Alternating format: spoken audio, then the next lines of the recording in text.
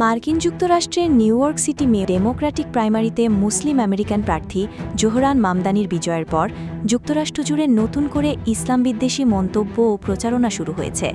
অধিকারকর্মীরা বলছেন, এই প্রতিক্রিয়া প্রমাণ করে মার্কিন রাজনীতিতে ইসলামফোবিয়া এখনও একটি সহনীয় ঘৃণার রূপেই টিকে আছে।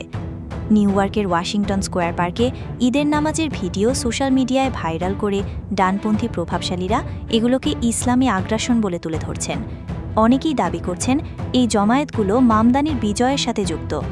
মামদানিকে লক্ষ্য করে শুধু বেনামি অনলাইন ব্যবহারকারীরা নন, রিপাবলিকান পার্টির নেতারাও একের পর এক ইসলাম বিদ্বেষী মন্তব্য করছেন।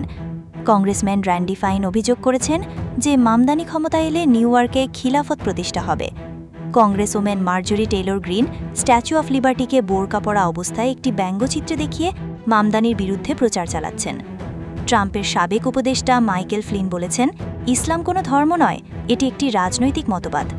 রক্ষণশীল ভাষ্যকারীরা মামদানির মুসলিম পরিচয়কে 9/11 হামলার প্রেক্ষাপটে যুক্ত করে অপপ্রচার চালাচ্ছেন। এক পর্যায়ে মামদানির নাগরিকত্ব বাতিল ও তাকে যুক্তরাষ্ট্র থেকে বহিষ্কারের দাবি পর্যন্ত উঠেছে। 9/11-এর পর থেকে যুক্তরাষ্ট্রে ইসলামফোবিয়া বিভিন্ন পর্যায়ে বিরাজমান।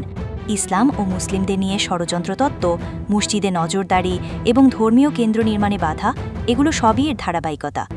কমিউনিটি অ্যাডভোকেটদের মতে এটি এক ধরনের শিল্প, যেখানে ইসলাম বিদ্বেষী চিন্তাধারা ছড়াতে কথিত সন্ত্রাসবিরোধী বিশেষজ্ঞ, থিঙ্ক ট্যাঙ্ক ও রাজনৈতিক প্রচারণা একত্রে কাজ করে।